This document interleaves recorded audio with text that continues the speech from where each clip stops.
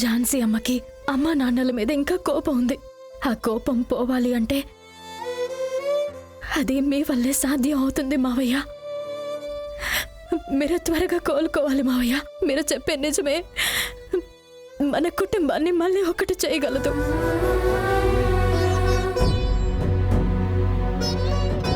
ఈ ఫోటోలంతా చూసినప్పుడు ఖచ్చితంగా జరిగిందంతా మీకు గుర్తుకొస్తుంది కదా మావయ్య. మీ చెల్లెలు మీ అందరికి దూరంగా ఏడవని రోజు లేకుండా గడుపుతుంది మావయ్య. ఆ కష్టాలన్నీ తప్పించగలిగేది మీరొక్కరే.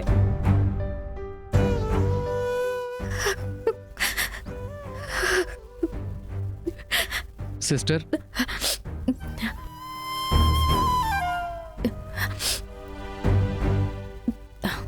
చెప్పు శేషు.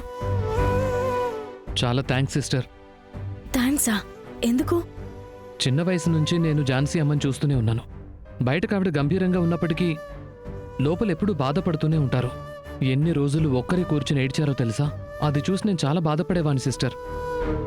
కానీ ఇవాళ ఆవిడ మనసు నుంచి ఆ కష్టం కొద్ది కొద్దిగా వెళ్ళిపోతోంది. ఈరోజు అందరూ మనసు విప్పి మాట్లాడుతున్నారు, నవ్వుతూ సంతోషంగా ఉన్నారు. దీనంతటికీ మీరే కదా సిస్టర్ కారణం. శేషు, నువ్వెప్పుడు ఇలాగే ఉంటావా? ఏ సిస్టర్? ఇంత అమాయకంగా మాట్లాడుతున్నావే, అందుకని అడిగాను. నన్ను పెంచి పెద్ద చేసిందంతా ఝాన్సీ అమ్మే కదా. మరి నేను అలాగే ఉండాలి కదా. కరెక్టే. సరే, ఉంటాను. దొర లాంటి ఒక అతనికి ఇలాంటి కొడుకా?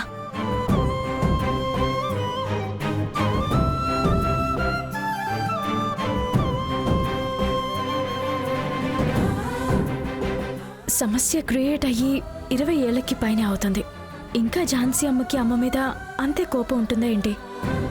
కొంచెమైనా తగ్గుంటుందనుకుంటా. చిన్నగా ట్రై చేసి చూద్దాం.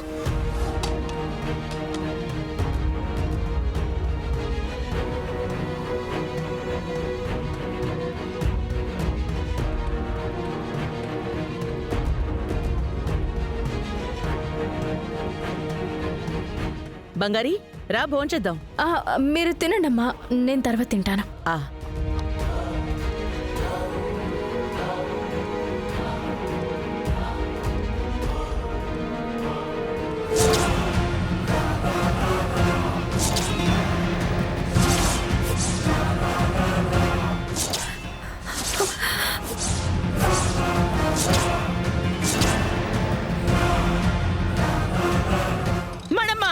అమ్మా, ఏమైందమ్మా?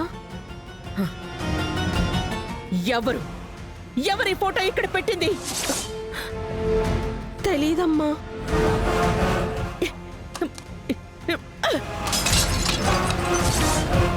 ఏ విషయాన్ని నేను మర్చిపోవాలి అనుకుంటున్నానో, ఏది నా మనసుని ఇప్పటికీ తొలి చేస్తుందో అది గుర్తు చేసేలా ఎవరో ఈ పని చేశారు.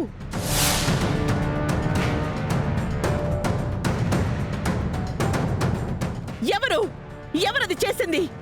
ఎవరి ఫోటో ఇక్కడ తగిలించింది? నువ్వా? కాదు ఝాన్సీ అమ్మ. ఎవరు నువ్వు చేసావా? నేను కాదు. నువ్వా? ఎవరు తగిలించారా ఫోటో అక్కడ? ఎవరు చేశారు? మీనా? అత్తయ్య, నిజంగా నేను చేయలేదు అత్తయ్య. మీకు కోపం వస్తుందన్న విషయం నాకు తెలీదా? నేను చేస్తాను అత్తయ్య. అత్తయ్య, ఎవరు తగిలించారో మాకు తెలియదు అత్తయ్య. ఎవరు చెయ్యకపోతే మరి ఆ ఫోటో గోడ మీదకి ఎలా వచ్చింది? ఎన్నోసార్లు నేను దాని పేరు కూడా ఈ ఇంట్లో ఎవరు చెప్పకూడదని చెప్పాను. అసలు మీకెంత ధైర్యం ఉంటే ఫోటో ఫోటో అక్కడ తగిలిస్తారు? ఆ? ఎవరికి ఎవరికి అంత ధైర్యం వచ్చింది? ఎవరికి?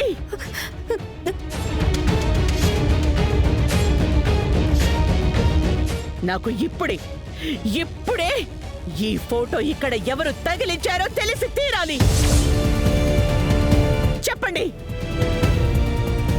చెప్పలేదో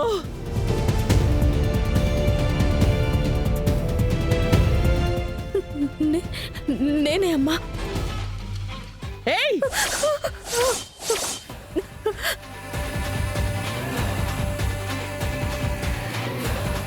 ఏయ్ బుద్ధుందా నీకు? నువ్వేదో పెద్ద అది ఇది అనుకుంటున్నావా ఏంటి? ఈ ఫోటో చూస్తే అత్తయ్యకి నచ్చదని నీకు తెలీదా? నీ పని మాత్రం చూసుకో, అనవసరమైన వాటిల్లో వేలు పెట్టకో. ఏదో మా అత్తయ్య మనసులో ఉన్నవన్నీ నాకు తెలుసు అని చెప్తూ ఉంటావు కదా, ఇది మాత్రం తెలియకుండా పోయిందా? ఇందుకే మన కుటుంబం గురించి ఏమాత్రం తెలియని వాళ్ళని ఇంట్లో పెట్టుకుంటే ఇలాంటివే చేస్తూ ఉంటారు.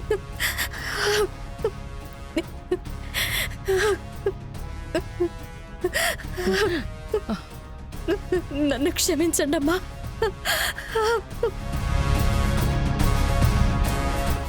ఓవర్ యాక్షన్ చేసి ఇక మీదట మా అత్తయ్యని టెన్షన్ పెట్టావో జరిగేది వేరేలా ఉంటుంది.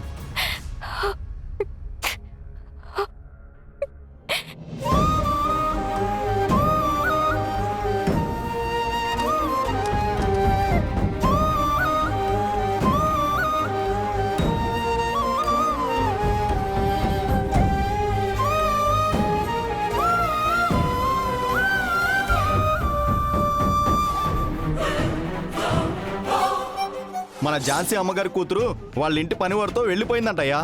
అమ్మా నన్ను క్షమించండి అమ్మా. ఆపు. నన్ను అమ్మ అని పిలవడం ఆపు. ఈ క్షణం నుంచి నీకు నాకు ఎటువంటి సంబంధం లేదు. మీ అల్లుడు జయ వాళ్ళ ఇంటి ఆయనే నన్ను ఇలా చేయమని చెప్పారమ్మా.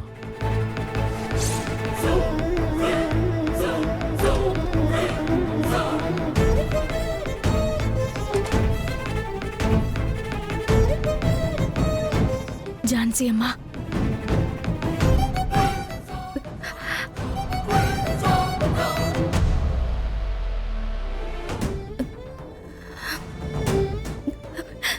నన్ను క్షమించండి ఝాన్సీ అమ్మా.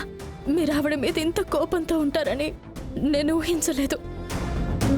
అమ్మా ఝాన్సీ అమ్మా, నాతో మాట్లాడండి అమ్మా. మీరు మాట్లాడకపోతే నాకు చాలా కష్టంగా ఉంది.